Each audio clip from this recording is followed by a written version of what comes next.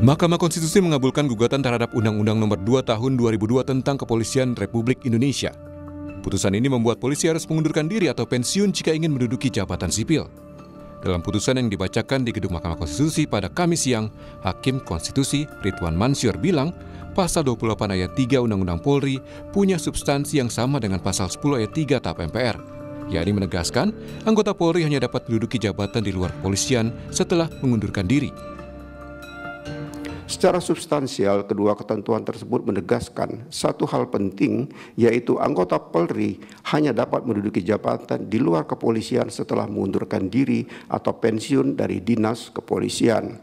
Artinya, apabila dipahami dan dimaknai secara tepat dan benar, tanda kutip mengundurkan diri atau pensiun dari dinas kepolisian adalah persyaratan yang harus dipenuhi oleh anggota Polri untuk menduduki jabatan di luar kepolisian. Amar putusan mengadili: 1. Mengabulkan permohonan para pemohon untuk seluruhnya.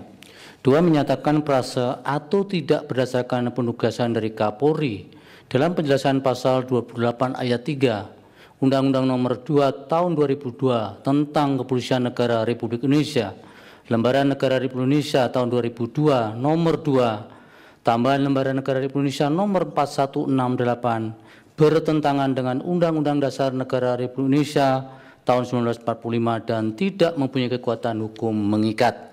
3. Memerintahkan pemuatan putusan ini dalam Berita Negara Republik Indonesia sebagaimana mestinya. Menanggapi putusan MK, Kadif Humas Polri Irjen Sandi Nugroho bilang Polri menghormati putusan MK dan akan menindaklanjuti serta mengkaji putusan itu. Atas putusan tersebut tentunya Polri akan menghormati semua putusan yang sudah dikeluarkan, dan saat ini Polri masih menunggu hasil resminya seperti apa, kemudian nanti akan dilaporkan kepada Bapak Kapolri, kemudian kita secara langsung akan menyampaikan tentang hasil putusan tersebut yang sudah diputuskan oleh MK pada hari ini. Tapi yang pasti bahwa kami belum menerima putusannya sampai dengan saat ini, tetapi polisi selalu akan menghormati putusan yang sudah ditetapkan oleh pengadilan. Sejumlah perwira tinggi Polri menduduki jabatan di luar kepolisian seperti kementerian dan lembaga.